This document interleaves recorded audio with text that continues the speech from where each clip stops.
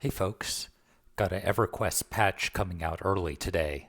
Usually they're a bit later in the month, so I guess there were a few things they wanted to clean up before getting out of town for Christmas. Not really much going on though until the end. No OMM fix still for Mischief. That's gonna really suck for them when they start wanting to bank task completions heading into House of Thule, if that's still not fixed by then. By the way, I've got a video up about how y'all can level super fast to 90. Check it out if you want to crush that launch. Okay, so with the new expansion, looks like they, for some reason, didn't have picks. I guess they might as well be playing a quorum at that point, so that's a good fix for the live guys. Alright, and then the second point is they claim they finally fixed the AA XP bonus not being awarded for legacy characters on Oakwind. This is a really long-standing issue there. Basically since day one of Lucklin launch, it's been brought up and neglected. Just as an outsider, it appeared all resources were devoted to launching the new expansion, while Oakwind suffered.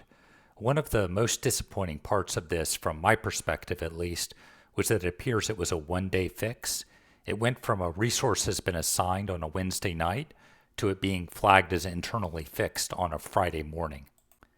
And then in the meantime, there was a platinum dupe that pretty much wrecked the economy. Keep saying it was a 0.22% impact on the server economy. 1 million platinum for Chronos and Lucklin is normal, and everyone is convinced. So apparently it's fixed? Awesome. My whole guild left to play Season of Discovery. That's right, RI called it quits on Oakwind. The population as a whole has really taken a nosedive the last month or so, just in general. One of the best things about early TLPs is the economic activity, and between that being ruined and one of the main features of the server just not working for such a long period of time, a lot of people drifted away. We'll have to see how many of the early expansion players come back for the 25th. A lot of trust has been lost after this fiasco and after the clusterfuck that was Vanicky the year before. Anyway, back to legacy characters. It's nice that they're apparently going to be working again, but even then, they're a little weak and need some more buffs. I posted this before, so if you've already seen it, that's great. But here's a few ideas what the design team could implement to make them both more fun and more useful. Alright, see you around, and good luck out there, everyone. So, what can the devs do to help promote the legacy character system? Well, here's 5 things that would dramatically help the concept going forward.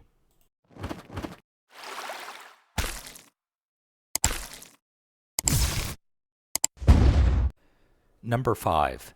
Increase the experience bonus per max level character. Right now it's set at 10% for every character that you have that's max level. So you might be thinking, great, if I have another toon I can AA even faster. Well, not so fast, it turns out.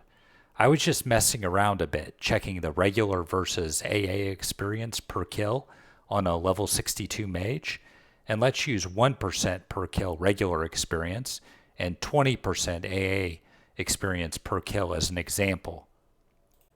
So in order to max your character 5 levels to get another bonus, that's about 500 kills, again just taking an average, which means you lost out on getting 100 AAs you could have otherwise been getting. Well, in order for the 10% bonus to be net beneficial, you need to then do more than 1,000 AAs. That ratio only gets worse and worse with expansions as regular EXP gets slower. So from the perspective of just giving your main character a boost, you can see it's just never going to be net beneficial if you're using the legacy character as that kind of enhancer. Maybe changing this to around 50% or so would be a bit juicier and better foster the rule set going forward. Number 4. Make epics heirloom.